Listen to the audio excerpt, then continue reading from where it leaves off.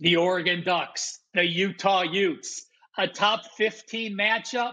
I'm going to break it down for you right now. Well, first I went to the database, guys. Since 2012, in a regular season game, when we have two top 15 teams and one team is a home dog like Utah, they've gone 37 and 25, 59.7%. Makes total sense. Both teams ranked, team at home, the underdog. I also went and looked at when the total is under 49. 31.6% of those games have gone over the total. So that means 60.4% of top 15 matchups when one team is the home dog has gone under the total. And that's the way I'm leaning here, is under the total. Now, Oregon's stats are phenomenal. They're number one in yards per play diff. They are plus 3.1 yards per play on every play they run this season versus their opponent. The issue, they've played the number 74 schedule, a very weak schedule. Yes, they played at Texas Tech, which we know is disappointing this year. And yes, they played at Washington and they hosted Washington State. Utah, I'll tell you what, Utah's defense has impressed the hell out of me. They have held 6 foes to a season low. And no matter what you're saying, yes, Utah's allowing 295 yards per game, and yes, they're allowing 13.7. But if you're the number three team in the country, averaging, holding opponents to 112 yards per game under what they average, that to me is the most important stat. Well, we finally know that Utah will now sit Cameron Rising for the yes of the year. He's been questionable each of the first 7 games this year. They are going to see if he can get a red shirt. They are going to sit him for the rest of the year. So we know Bryson Barnes is now the quarterback. Bryson Barnes has started the last couple games. What have they done? 445 yards versus Cal, 482 yards at USC last week. Now, we know none of those defenses compared to what Oregon's is, but we've seen a significant change in their offense, and there's 2 reasons. Number one, Glover came back from injury, the running back.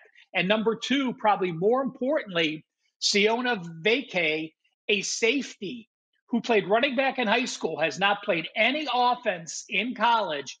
They brought him up, has him playing both ways now the last couple weeks. He rushed for 155 yards in his first game.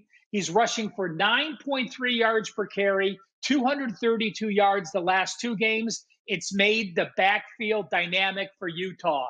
Oregon, we know what to expect. Oregon is a top 6 team as far as my power ratings go.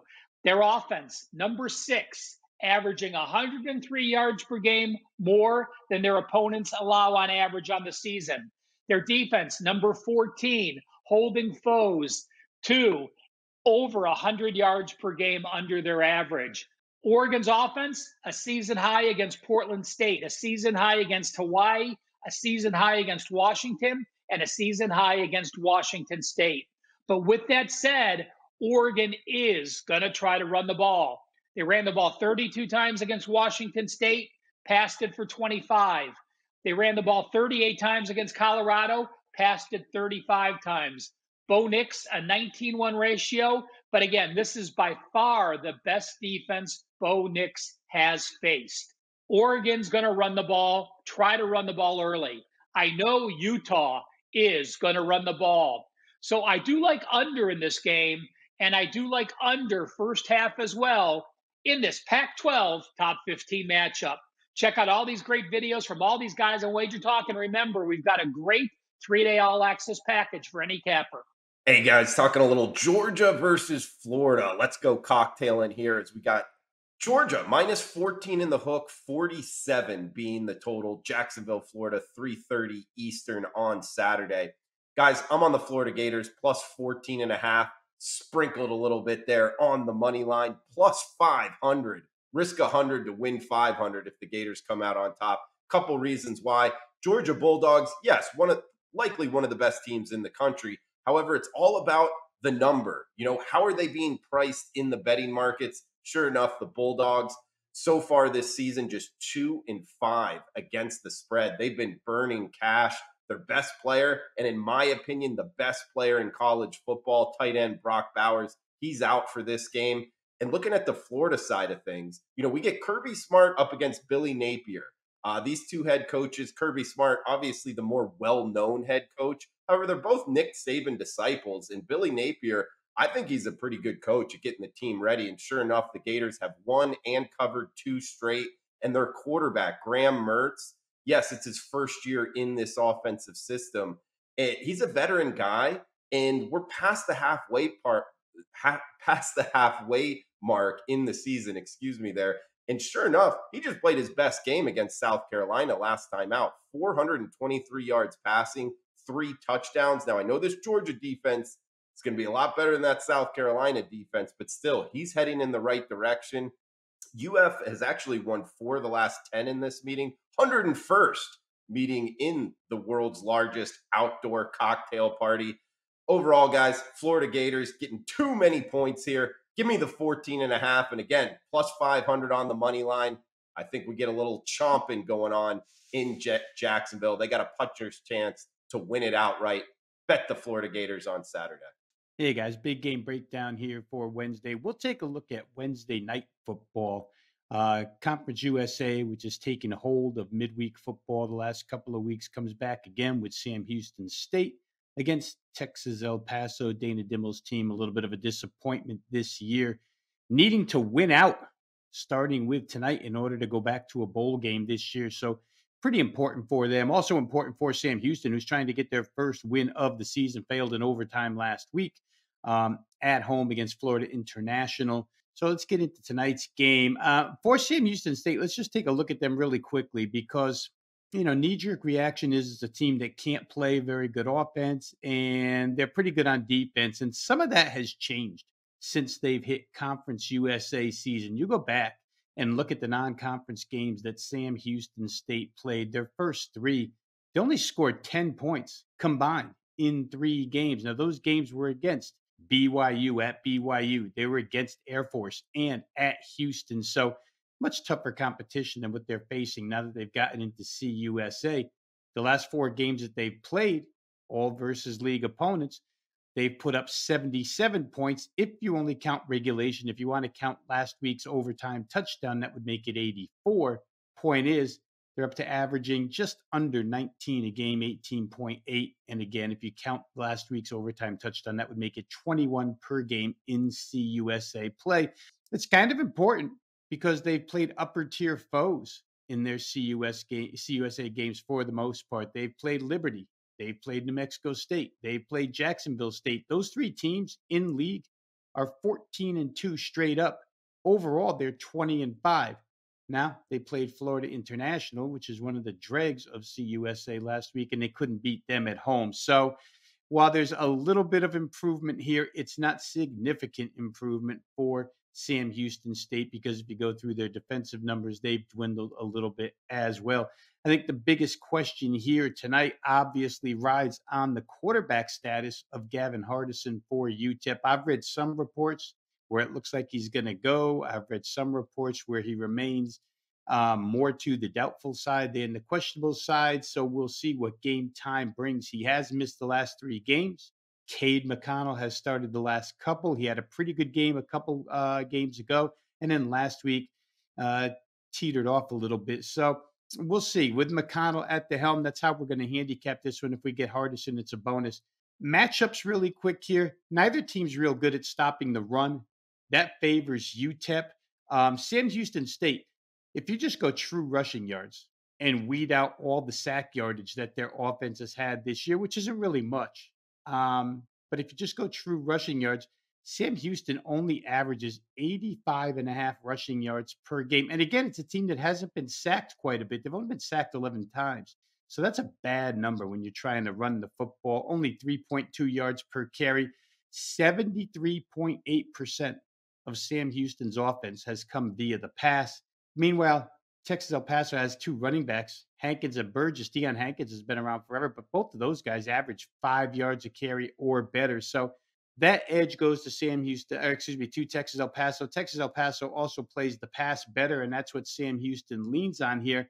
I don't know if last week's game was enough of a confidence boost, even in loss for Sam Houston. Could be a confidence boost, could be a downer because they wind up losing at home to FIU in overtime. But the motivation's good for both sides here, and you're going to get more than a field goal from a team that hasn't won a game yet. I'll sign up for Texas El Paso here, whether it's Hardison or McConnell. Even if they lose, this just has a feel of a 3-point game. So plus 3.5 is the way I'll look here. Wednesday night, midweek CUSA football, Texas El Paso plus 3.5. We are going to Denton, Texas for my best bet. And guys, this is a very special best bet. This is an actual client release for me, a 4.5% play. And I am on the mean green plus 7.5. Now, a lot of times we look at year-to-date stats, and I do it as well. I compare a team's strength of schedule. I look at their yards per game diff, their yards per play diff, their points per game diff. And you look at Memphis and North Texas, they seem pretty even. Memphis is plus 45 yards per game on the season, and North Texas is plus 14. But let's take a look at the first two games of the season. North Texas played California and FIU. They were outgained by 410 yards those first two games. Memphis played Bethune-Cookman and Arkansas State. They were plus 664 yards. That's 1,000 yards of difference. That's the reason this line is 7.5. I think North Texas should be a favorite. So I'm looking at a team that is number one in the conference in offense. You look at yards per play diff in conference action. North Texas is number 27 plus 1.0 yards per play. Memphis is number 78 minus 0.2 yards per play. Both teams have horrific defenses. So the over is in play as well in this game. But I like North Texas so much, I haven't really messed with the total yet. It still is on my board. You look at North Texas and Rogers. Rogers, 65% completions, a 14-1 ratio. He threw an interception in his first 10 picks. He has now gone 250 consecutive passes without an interception. He doesn't turn the ball over. North Texas, fourth out of 133 teams as far as Pugh's penalty goes. They don't turn the ball over. They don't make mistakes. Those are the home dogs you want to be on. I told you they have a productive offense. 26 of 28 times in the red zone, they have scored. So productive, you don't turn the ball over, you don't make mistakes on penalties, my perfect kind of situation. And you look at Memphis. Memphis has only played 2 road games. Game 2 of the season, they went to Arkansas State. They only had 18 first downs. It was 18-18 against Arkansas State, one of the worst teams in college football. They go to Missouri, they get outgained by 143 yards. And at UAB, a very misleading 45-21 final because they were plus 4 turnovers. Any team is going to win plus 4 turnovers. I think this is a culture shock.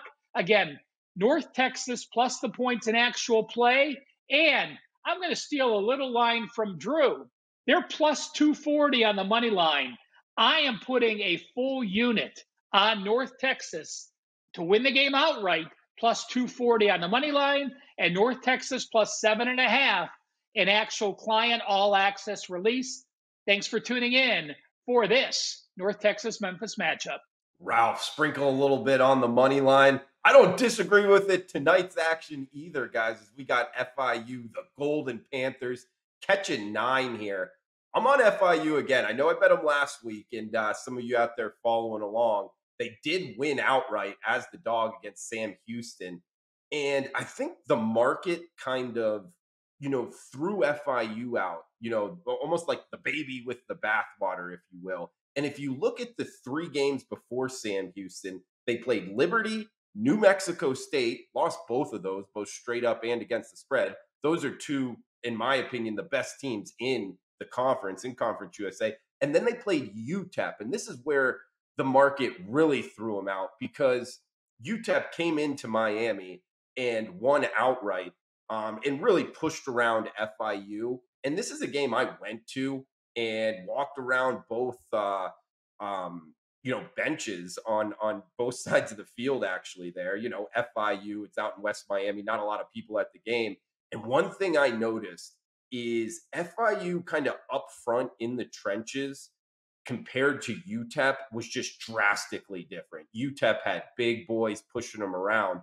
So I don't want the Golden Panthers against teams that can really push them around up front, like UTEP can. UTEP's not a great team, but if you watch that game, they really ran it down FIU's throat and kind of shortened the game and just got out of there with the win. Jacksonville State isn't that type of team. This is a Rich Rod type offense. And I think that the market pushing this number from FIU +7 to now plus as high as 9.5.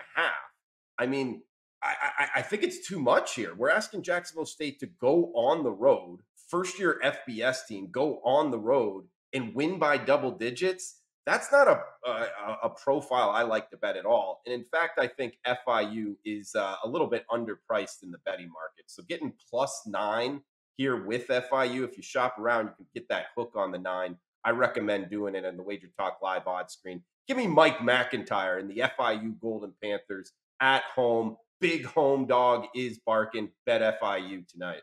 Okay, for today's best bet on the show, we're going to go to Orlando, Florida, the bounce house, and look at West Virginia at Central Florida. Big 12 contest here, obviously, with Central Florida joining that league. Game open, Central Florida, 6.5, 59.5. Central Florida -7 now with a total of 59. First thing you look at real quick here, at least for me, Central Florida's played 7 games this year. 6 of those have scored 60 points or better. Total here is 59. Makes sense to me right off the bat that we might be looking at over in this game. 5 games versus Big 12 opponents plus Boise State, so FBS opponents. We're going to take out Kent State, which Central Florida played early on. I remember Kent State had like 0 returning offensive starters. Everybody flew the coop when Sean Lewis, their head coach, left for Colorado. So Central Florida got to take advantage of what might as well have been considered an FCS team at that time. Take out those 2 opponents, Kent State and Villanova, and the other 5 games played by Central Florida average 904.4 total yards per game. Over 900 yards a game is an extreme amount. West Virginia, their last 2 games with Garrett Green, their starting quarterback, back healthy, they've scored 73 points. They've scored 73 points and gained 1,023 total yards.